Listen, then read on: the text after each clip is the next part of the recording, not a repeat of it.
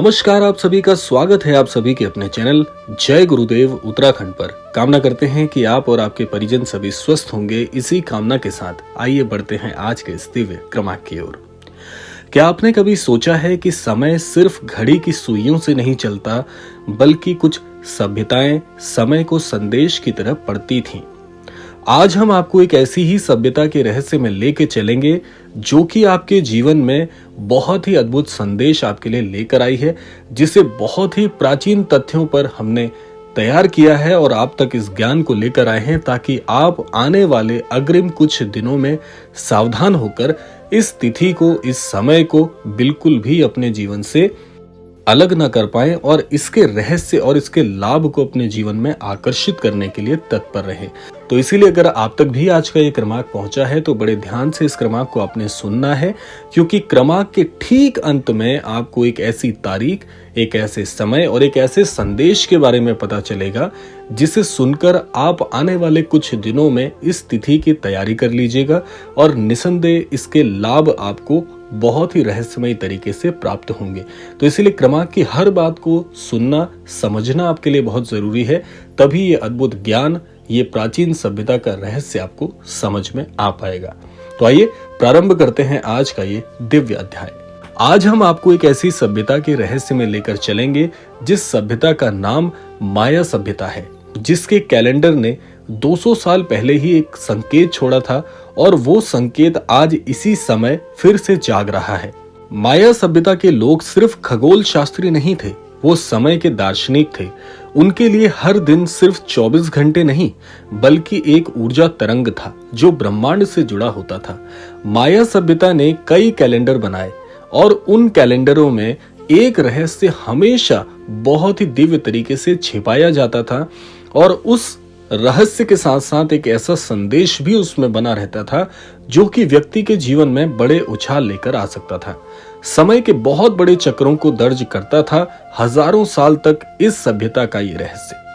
और अब यहाँ एक दिलचस्प बात आपको समझनी चाहिए कि माया लोग मानते थे कि समय सीधे आगे नहीं बढ़ता, बल्कि चक्रों में लौटता है, और वो चक्र जब संपूर्ण हो जाता है तो वो तारीख और उसके साथ छिपा रहस्य फिर से लौट कर आता है। कहना था इस सभ्यता का, जो कि हम मानते हैं, जो हमारी मान्यताएं हैं, उसके अनुसार समय सीधी एक रेखा में आगे बढ़ रहा है, जबकि माया सभ्यता ठीक इसके पलट मानती थी कि समय एक चक्र की तरह घूमता है। और यही अंतराल लगभग 200 से 208 साल का माना जाता था, जिसे कुछ विद्वान ग्रेट रिटर्न साइकिल भी कहते हैं। अब यहाँ पर प्रश्न उठता है एक ऐसी तारीख का कि यह तारीख कैसे आपके जीवन में सीधा प्रभाव डालने वाली है। माया गणना में संख्या को साधारण अंक नहीं माना जाता था, वो संख्या को एक कोड की तरह मानते थे, जो कि उनके प्राचीन ग्रंथों में आज भी वर्णित है, जिसे वो कई संख्या के रूप में पोर्टल नंबर्स के अनुसार भी देखते थे। यानी वो संख्या जब भौतिक दुनिया और सूक्ष्म दुनिया के बीच का पर्दा पतला हो जाता है। माया खगोलविद खास तौर पर उन चिन्हों को चिन्हित करते थे जब सूर्य, चंद्रमा और शुक्र का एक विशेष ज्योतिमिति में आते थे।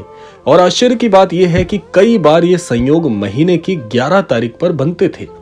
वो मानते थे कि ऐसे दिन कॉस्मिक मैसेज डेज होते हैं, जब ब्रह्मांड इंसान को इशारों में कुछ बताना चाहता है, लेकिन ये संदेश शब्दों में नहीं आते। ये आते हैं संयोग, सपने, अचानक मिलने वाली सूचनाएं और जीवन के मोड़ों के रूप में।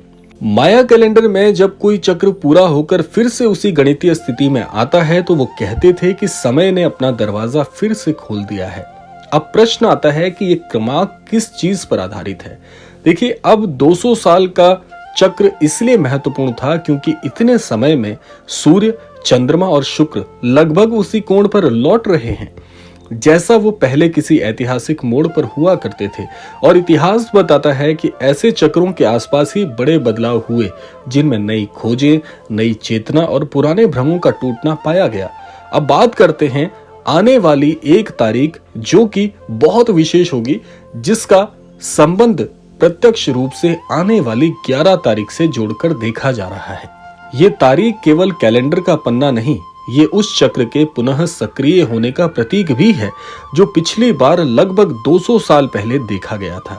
माया सभ्यता के लोग कहते थे कि ये एक प्रकार का जागता हुआ समय है और इस तारीख को एक पोर्टल के रूप में, यानी एक ऐसे पतले पर्दे के रूप में देखा जा रहा है जो कई सारी घटनाओं को आकर्षित करेगा। माया सभ्यता के लोग मानते थे जो इस तारीख पर, इस तिथि पर किसी विशेष मनोकामना को जोड़कर अपने ईश्वर या अपने इष्ट को पुकारता है तो ये पोर्टल यानी ये पतला पर्दा उसकी मनोकामना को सबसे शीघ्र समय में पूरा करने के लिए सक्षम हो पाता है। लेकिन यहाँ एक बहुत जरूरी बात आपको समझनी है कि माया सभ्यता ने कभी ये नहीं कहा कि किस तारीख को आपदा आएगी। उन्होंने कहा था कुछ तारीखों पर सूचना की बारिश होगी और इंसान को तय करना होता था कि वो उसे समझेगा या नजरअंदाज करेगा। इसीलिए अगर किसी प्राचीन सभ्यता का सबसे ज्यादा भविष्यविद अगर किसी ने प्राप्त किया है तो वो माया सभ्यता की सबसे ज्यादा अद्भुत सूचनाओं पर आधारित होता था। यानी अगर आप किसी भविष्यवाणियों को या किसी ग्रंथ की भविष्यवाणियां जो आज तक सबसे ज्यादा सत्य साबित हुई हैं अगर पाते हैं तो वो माया सभ्यता का ये अद्भुत कैलेंडर और उसके ग्रंथ की ओर इशारा करता है। यही कारण है कि 11 तारीख को वो एक पूरे ऐसे अवसर के रूप में देखते हैं कि ऐसे समय में की गई सारी प्रार्थनाएं सुनी जाएंगी। ऐसे समय में इस तारीख में कही गई सारी मनोकामनाएं बहुत जल्दी पूरी होंगी, क्योंकि उनका चक्र बताता है कि इस दिन फिर से वो पोर्टल यानी फिर से वो पतला पर्दा खुलेगा जहां पर भविष्य की योजनाएं जल्दी से फलीभूत हो जाएंगी। तो अब आते हैं इस क्रमांक के सबसे बड़े और सबसे अद्भुत रहस्य की ओर कि आखिर ऐसा क्या होगा। रहस्य यह है कि माया कैलेंडर किसी भविष्यवाणी की किताब नहीं था, वो मानव चेतना का ही नक्शा था। 11 उनके लिए कोई जादुई अंक नहीं बल्कि एक संकेत था कि अब समय है जागने का, देखने का और सही चुनाव करने का। जब 200 साल का चक्र और 11 का पोर्टल साथ आते हैं तो माया सभ्यता के लोग मानते थे कि ब्रह्मांड इंसान को उसका ही सच दिखाता है जो उसके जीवन में आगे घटित होने वाला है। कुछ लोग इसे चमत्कार कहते थे, कुछ इसे संयोग, लेकिन माया सभ्यता के लोग इसे कहते थे कि यह संदेश है परमेश्वर से प्राप्त होने वाला। तो आने वाली 11 तारीख कोई डर नहीं लेकर आ रही बल्कि वो एक मौका लेकर आ रही है। मौका ये समझने का कि आप किस दिशा में चल रहे हैं और आप किस दिशा में जाना चाहते हैं। क्या ये दिशा वास्तव में आपकी आत्मा चाहती है? और माया सभ्यता सबसे अद्भुत बात कहती थी कि जब समय बोलता है तो वो चिल्लाता नहीं बल्कि फुसफुसाता है, एक संदेश के साथ आता है। और 11 तारीख उस फुसफुसाहट को सुनने का दिन है। अगर आप सुन पाए तो आपका भविष्य निसंदेह बदल सकता है। तो ये था आज का अद्भुत क्रमांक और इस क्रमांक के माध्यम से आप जान पाए कि आने वाली 11 तारीख से पहले आपको जरूर सावधान होना है और इस तारीख पर अपने हृदय की सबसे अद्भुत प्रार्थना को करना है।